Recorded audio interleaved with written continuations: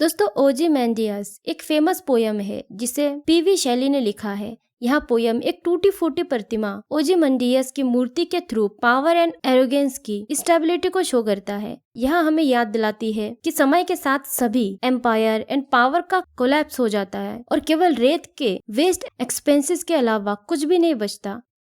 दोस्तों, पोयम एक ट्रैवलर की स्टोरी बताती है जो एक एशियंट लैंड से आया है और एक खंडहर सीन किए हुए अपने एक्सपीरियंस को डिस्क्राइब करता है। इस खंडहर में दो ह्यूज और बिना धड़ के पत्थर के पैर रेगिस्तान में खड़े हैं और उसके पास एक टूटा हुआ चेहरा पड़ा है। इस चेहरे के फ्राउन और कोल्ड ऑर्डर मूर्तिकार की ग्रेट अंडरस्टैंडिंग और क्रिएटिविटी को शो करता है जो अब भी इन इनएनिमेट ऑब्जेक्ट्स में मौजूद है।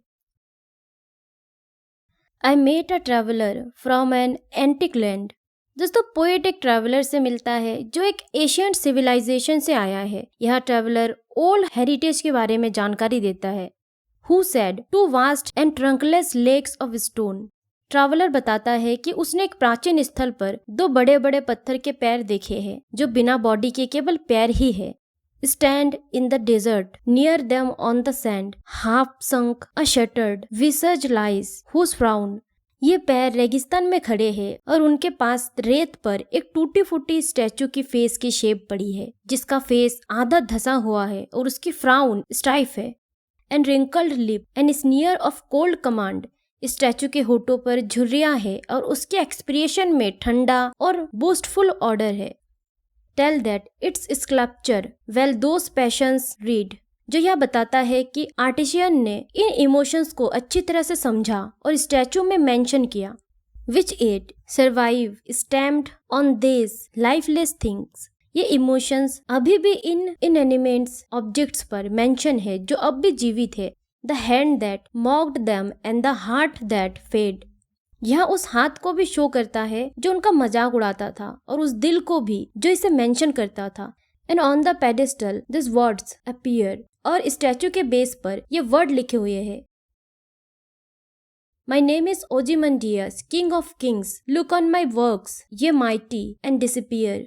दोस्तों, इसमें कहते हैं कि मेरा नाम ओzymandias है जो सम्राटों का सम्राट है। मेरे वर्क्स को देखो हे पावरफुल पीपुल और होपलेस हो जाओ। Nothing beside remains round the decay of that colossal wreck, boundless and bare। लेकिन अब कुछ भी नहीं बचा बर्बादी के चारों ओर उस विशाल खंडहर के जो कंटिन्यूअस एंड एम्प्टी है। The lone and level sands stretch far away।